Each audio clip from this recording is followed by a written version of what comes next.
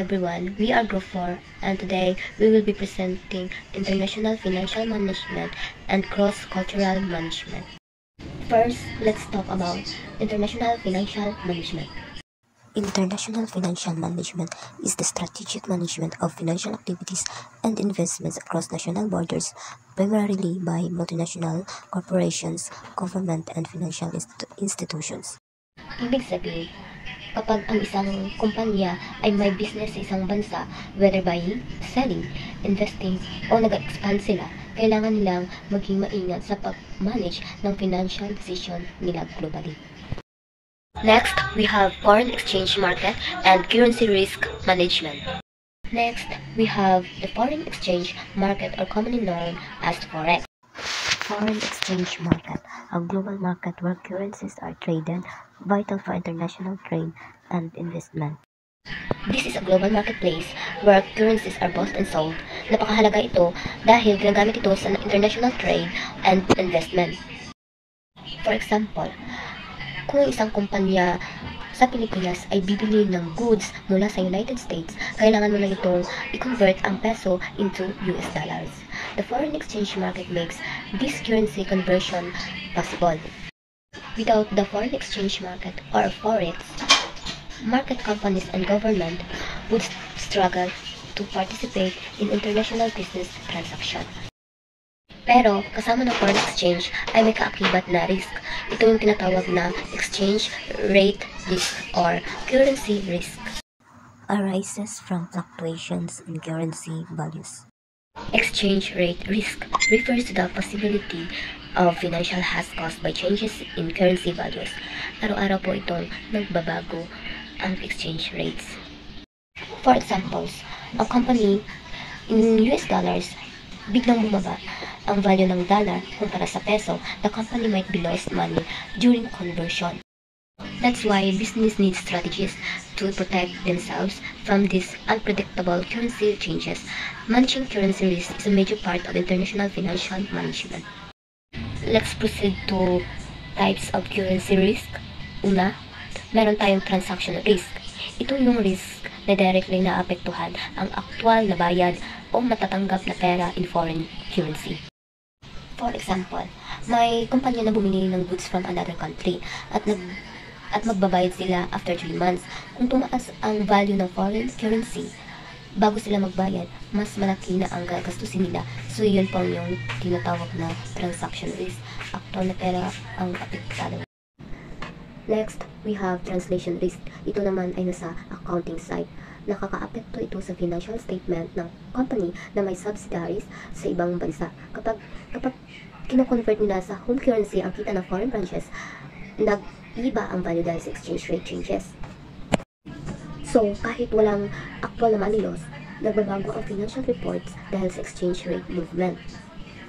That's translation risk.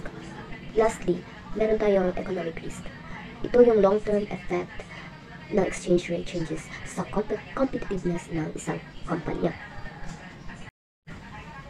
Halimbawa, kung humina ang currency ng isang competitor, mas mura ang products nila internationally, pero kung lumakas naman ang currency ng company mo, mas maging mahal ang products mo. So, long-term performance and competitiveness ang main concern dito. Now, let's move on to management strategies or paano minamanage ng companies ang currency risk. First, meron po tayong hedging tools tulad ng forward, contracts, futures, at option. Ginagamit ito para ma-lock in ang exchange rate or para makaiwas sa biglaang pagbabago ng currency values. In short, hedging protects the company from sudden exchange rate movements. Second, meron tayong natural hedging. Ito yung pagmamatch ng receivables at payables in the same currency. For example, kung in dollars ka kumikita, magbabayad ka rin ng expenses in dollars. This reduces the need to convert currency all the time, kaya mas less ang risk. That is example of natural hedging. Last, the diversification. Ibig sabihin, companies spread their operation at financing sa iba't ibang countries. at currencies para hindi sila overlay dependent sa isang market or currency. Mas stable sila kahit may exchange rate changes. Next reporter, Mr. Nurjan Thomas. Good morning, leaders. I'm Nurjan Ditomo. International Financial Institution and their role in trade. Ito yung pinakamalaking international organization na tumutulong sa bansa pagdating sa sa pera, utang at trade. IMF. Ito ay tumutulong sa mga bansa na may problema sa currency exchange. For example, kung kulang po ang dolyar ng Pilipinas, pwede silang umutang sa IMF para ma-stabilize ang exchange rate ng piso at dolyar. World Bank. Ang World Bank naman po ay nagpapautang ng pangmatagalan para sa mga project gaya ng tulay, kalsada at edukasyon. For example ay, nagbibigay ng pondo ang World Bank sa mga infrastructure sa Mindanao. WTO. Ang WTO ay gumagawa at nagbabantay ng rules sa international trade para pantay at fair ang kalakalan ng bawat bansa. For example, kapag may trade conflict sa pagitan ng dalawang bansa, ang WTO ay tumutulong bilang mediator para ma-resolve ang issue. Regional Development Bank. Sila ang mga bangkong nagbibigay ng financial help o loan para sa mga development project sa kanilang region, tulad ng Asia, Europe at Africa. For example, ang ADB or Asian Development Bank ay tumutulong sa mga energy transport projects sa Pilipinas. Export Credit Agencies. Sila ang mga institusyon na tumutulong sa mga exporter para magbawasan ng risk kapag nagbebenta ng produkto sa ibang bansa. For example, kung ang Philippines company na nagbebenta ng produkto abroad, tinutulungan ng ECA para ma-insure o maprotektahan sila kung sakaling hindi makabayad ang buyer. Cross-border investment and capital budgeting. Ito ay tumutukoy sa pag-invest o pagpatayo ng negosyo sa ibang bansa at kung paano ito pinagplanuhan at sinusuri kung magiging profitable o sulit ang investment. Foreign Direct Investment or FDI. Ito ay kapag ang isang kumpanya ay nagbukas ng branch o bumili ng negosyo sa ibang bansa para mapalawak ang operation nila. For example, ang Jollibee ay nagtatayo ng mga store sa USA bilang bahagi ng kanilang global expansion. International Portfolio Investment. Ito naman ay kapag bumili ng foreign stock o bond pero hindi mo pagmamay-ari ang kumpanya, ginawa ito para kumita sa divided o interest. For example, bumili ka ng stock ng Samsung sa South Korea, may share ka pero hindi mo pagmamay-ari ang company. Capital Budgeting Global Context naman po ay, ito ay tungkol sa pag-aral kung sulit o profitable ang isang project sa ibang bansa gamit ang mga financial tools tulad ng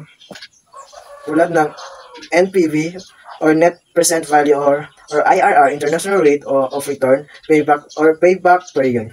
Sa pag-compute nito, dapat isama ang mga factor tulad ng exchange rate, inflation, tax, and political risk dahil nakaapekto ito sa kita ng project sa ibang bansa. For example, kung gusto ng San Miguel Corporation na magpatayo ng planta sa Vietnam, kailangan nilang i-compute kung kikita pa rin ang project kahit magbago ang currency o tax rate. Managing international financial risk.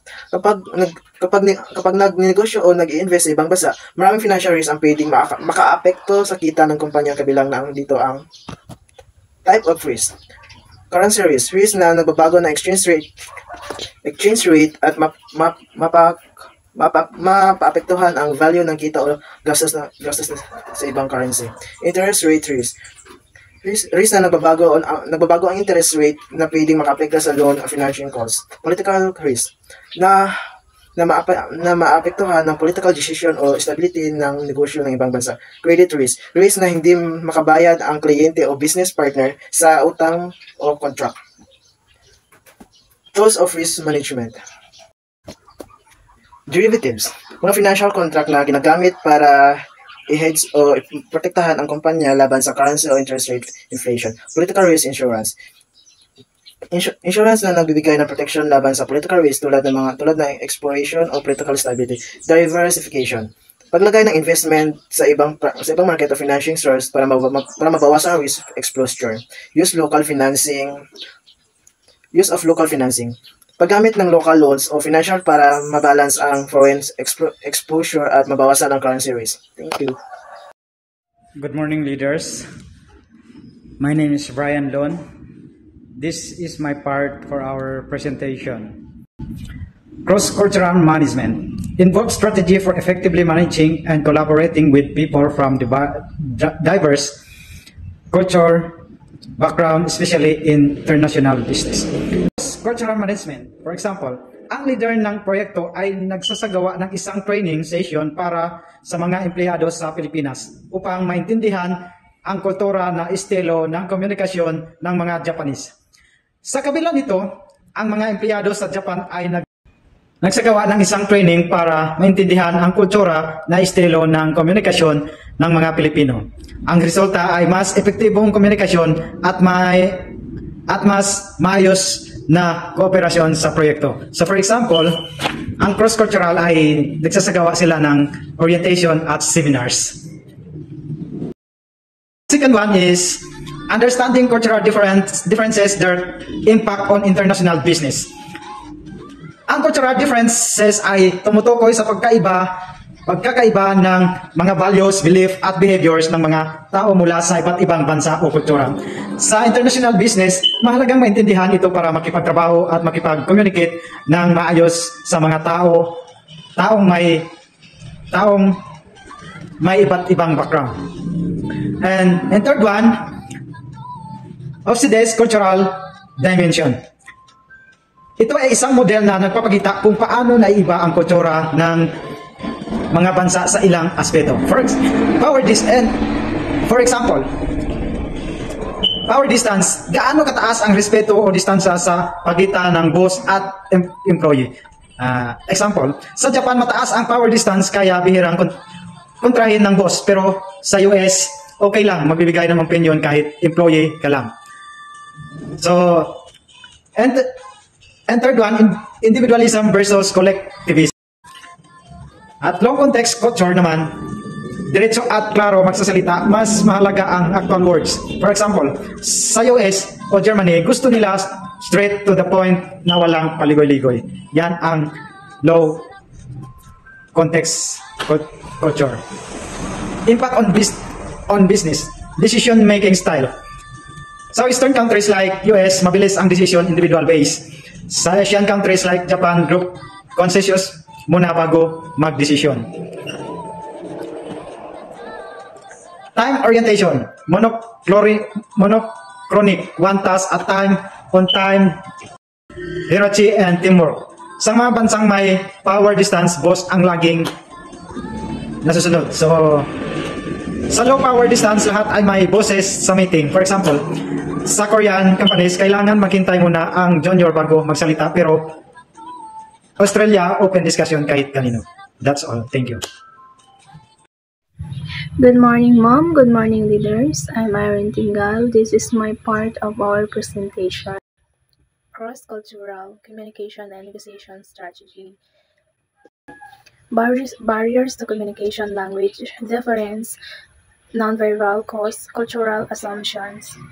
Barriers to communications include language difference, misunderstanding from nonverbal cause, and cultural assumptions.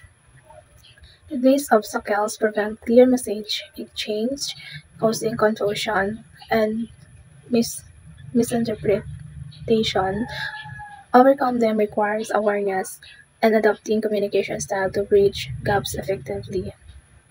Effective communication strategy, active listening, cultural sensitivity, and clear language used to interpreters when necessary. Effective communication strategy involve actively listening to understand the speaker, being sensitive to cultural difference, and using clear, simple language. When language barriers exist, using interpreters ensure accurate and understanding. Negotiation in global context. Style Americans, direct to Japanese, consensus driven, build trust before closing, adopt deals, balance between competitive and cooperative approaches. Leadership and management in a global context. Global leadership skills, managing global terms, virtual collaboration skills, handling multicultural conflict.